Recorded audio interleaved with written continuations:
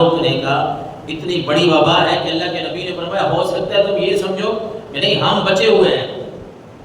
ظالم کے ظلم سے ہم بچے ہوئے ہیں، باقی وہ جانے اور ان کا معاملہ جانے۔ نہیں، اللہ تعالیٰ نے جتنی تمہیں طاقت دی ہے اس طاقت کا استعمال کرتے ہوئے جہاں بھی کوئی برائی دیکھو اس برائی کو روکنے کی کوشش کریں۔ جس طرح اللہ کے نبی نے فرمایا کوئی گناہ کا کام دیکھو نا، اگر تمہاری طاقت ہے تو تم اس کو ہاتھ سے روکو، ہاتھ سے اگر روک سکتے ہو تو، اور فرمایا اگر تم ہاتھ سے نہیں روک سکتے تو زبان سے روکو،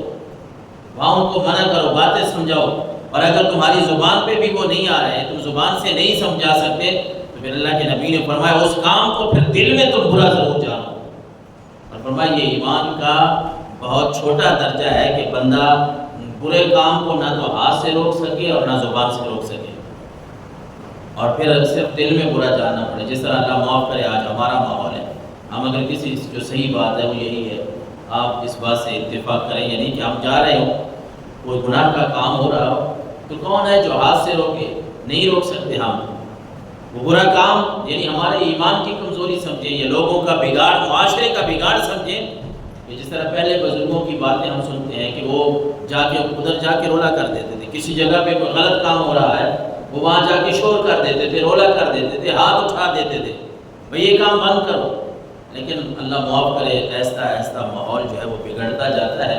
خیر ہمارے لیے پھر اتنا تو ہے کہ جہاں ہماری طاقت کے مطابق اگر ہم ہاتھ سے نہیں روک سکتے، زبان سے نہیں روک سکتے، تو پھر اتنا تو کریں کہ اس کام کو کم از کم اپنے دل میں ضرور برا جانیں۔ اور ایک صحابی کہتے ہیں اس حدیث رسول میں، وہ کہتے ہیں انی سمعت رسول اللہ صلی اللہ علیہ وسلم یقول ما من قوم يعمل فيهم بالمعاصي ثم يقدرون على ان يغيروا ثم لا يغيروا الا يوشك ان يعمهم الله منه بعقاب او كما قال۔ ابو داؤد شریف کی حدیث ہے 4338 نمبر پہ، یہ حضرت سیدنا ابو بکر کا قول بھی ہے۔ اس کے بعد ایک اور صحابی نے کہا کہ ہم نے رسول اللہ سے سنا۔ اس کے بعد ایک اور صحابی کہتے ہیں کہ میں نے بھی سرکار دو عالم صلی اللہ علیہ وسلم سے یہ بات سنی ہے، آپ نے فرمایا ما من قوم يعمل فيهم بالمعاصی، کسی قوم میں گناہ ہو رہا ہو، کسی قوم قبیلے میں کسی محلے میں گناہ ہو رہا ہو، ثم يقدرون على ان يغيروا ثم لا يغيروا، اور کچھ لوگ ایسے ہیں جو اس کو روک سکتے ہیں، جو برائی ہو رہی ہے، جو گناہ ہو رہا ہے اس کو روک سکتے ہیں لیکن روکتے نہیں ہیں۔ اتنی طاقت ہے، اتنی ہمت ہے۔ جس طرح آپ اس بات کو سمجھتے ہیں، یہ محلے میں شہر میں کچھ ایسے اثر رسوخ والے لوگ ہوتے ہیں کہ ان کی لوگ بات مانتے ہیں، وہ اگر کسی کو منع کر دیں، روک دیں برائی سے، یا کوئی بھی کام ہو رہا ہو، کوئی بھی ایسا مشغلہ جس سے لوگوں کو نقصان ہو، تو ہم خود نہیں روک سکتے تو کسی کو کہہ دیتے ہیں کہ یار ہمارے محلے میں یہ فلاں غلط کام ہو رہا ہے اور لوگ آپ کی بات مانتے ہیں، تو آپ ذرا جا کے ان کو روک دیں۔ ان کو روکنا چاہیے، جس کو ہم کہہ رہے ہیں اس کا بھی حق بنتا ہے کہ اگر اس کا اثر رسوخ ہے، اس کی بات چلتی ہے تو وہ جا کے روکے، کیونکہ اللہ کے نبی نے فرمایا کہیں گناہ ہو رہا ہو اور تم روک سکتے ہو، نہیں روکو گے تو پھر ہوگا کیا؟ حضور علیہ السلام نے فرمایا پھر ہو سکتا ہے اللہ تمہارے اوپر عذاب نازل فرما دے۔ اس لیے امر بالمعروف اور نہی عن المنکر، نیکی کا حکم کرنا، برائی سے روکنا، یہ دین اسلام کا ایک اہم پہلو ہے۔ بلکہ قرآن مجید فرقان حمید میں اللہ تبارک و تعالی نے فرمایا لعن الذین کفروا من بنی اسرائیل علی لسان داؤد و عیسی بن مریم ذلک بما عصوا وکانوا یعتدون، کہ اللہ تبارک و تعالی نے حضرت داؤد اور حضرت عیسیٰ ابن مریم کی زبان سے ان کافروں پر لعنت فرمائی ہے جو کافر اللہ کی نافرمانی کرتے تھے۔ بنی اسرائیل میں سے جو کافر تھے اور رب کی نافرمانی کرتے تھے،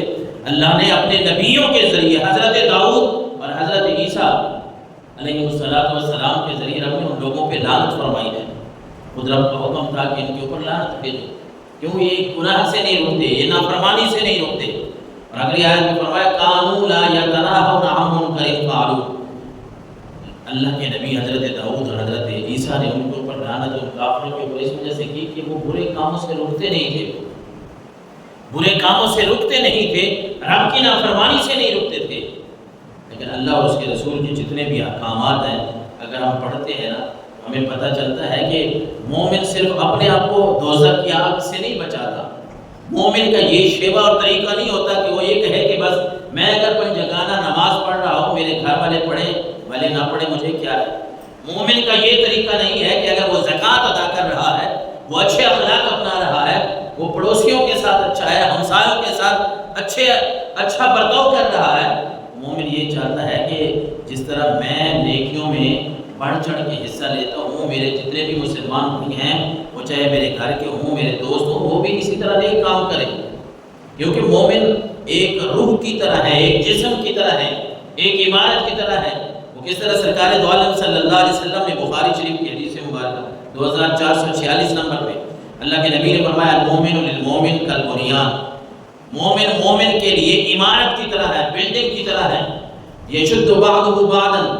وشبک بین اصابعہ۔ آپ صلی اللہ علیہ وسلم نے ایک ہاتھ کی انگلیوں کو دوسرے ہاتھ کی انگلیوں میں ڈال کے مثال دی ہے کہ مومن جو ہے وہ مومن دوسرے مومن کے لیے ایک عمارت کی طرح ہے۔ جس طرح عمارت کی ایک ایک اینٹ لگاتے جاتے ہیں اور وہ دیوار پختہ ہوتی جاتی ہے، مومن اسی طرح ایک دوسرے کے ساتھ تعامل کرتے ہیں، مومن اسی طرح ایک دوسرے کا خیال رکھتے ہیں۔ وہ یہ نہیں کرتے کہ بس میں ٹھیک ہوں تو دوسرا جو ہے وہ جو مرضی ہے کرتا رہے،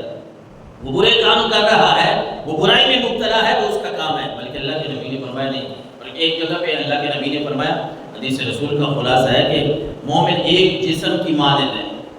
ایک جسم کی، جس طرح آپ نے فرمایا جسم میں کسی ایک حصے میں اگر درد ہونا، درد تو سر میں ہوتا ہے لیکن پورا جسم بے سکون ہوتا ہے، پورے جسم میں نیند نہیں آتی، سکون نہیں آتا۔ زخم تو ہماری ٹانگ پہ ہوتا ہے، بازو کے اوپر ہوتا ہے، درد کر رہا ہے، سارا جسم بے سکون ہے، بے قرار ہے۔ اللہ کے نبی صلی اللہ علیہ وسلم نے مثال سے سمجھایا، آپ نے فرمایا کہ مومن ایک جسم کی طرح ہے، اگر ایک مسلمان کو تکلیف ہوتی ہے تو پھر سارے مسلمانوں کو تکلیف ہونی چاہیے۔ اس طرح ایک مسلمان اگر کوئی اچھا کام کر رہا ہے، اس کی یہ خواہش ہونی چاہیے کہ اگر میں امر بالمعروف کر رہا ہوں، نہی عن المنکر کر رہا ہوں، اچھے کام کر رہا ہوں، برے کاموں سے روکتا ہوں، تو میرے سارے مسلمان بھائی جو ہیں وہ میرے ساتھ اسی صف میں کھڑے ہوں۔